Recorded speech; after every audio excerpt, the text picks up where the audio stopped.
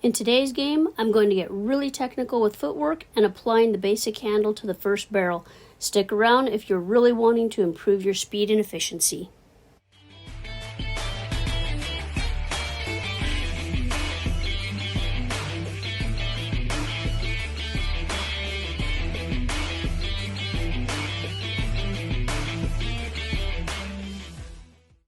Welcome back to Becky, Amio Horse Training, and we're back again on Shooter to continue our series on barrel racing drills.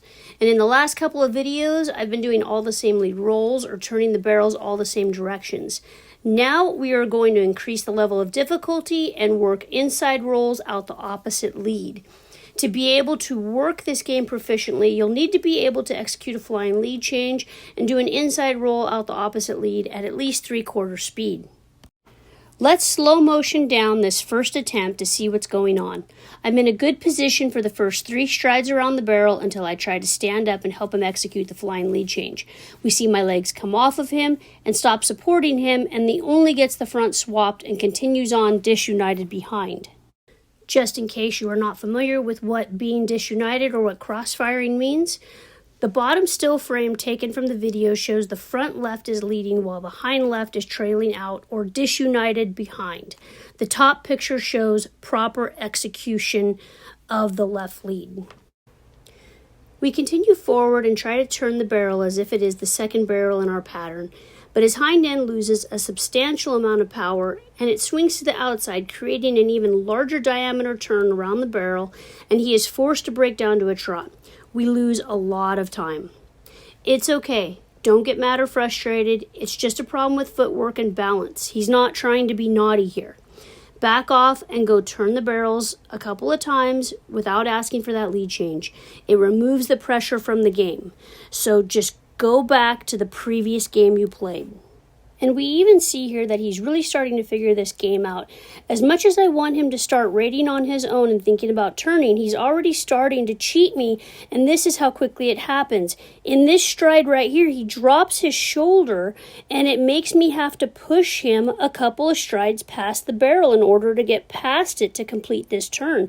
That's why we're so wide on the backside of it. I make a mental note that I will have to work more on keeping him honest in his approach, but I'm not going to pick at it right here. I'm going to go back to try this inside roll out the opposite lead again, as if I'm trying to turn my first barrel in the barrel pattern. And this is the best part of having obstacles set up everywhere. I can approach any one of them and play this game. This time he nails it. Let's watch it in slow motion as he starts the turn. 1, 2, 3, 4 strides, and out. He changes leads. Let's freeze for him and take a look at that hind end driving up underneath him as he starts to change his lead.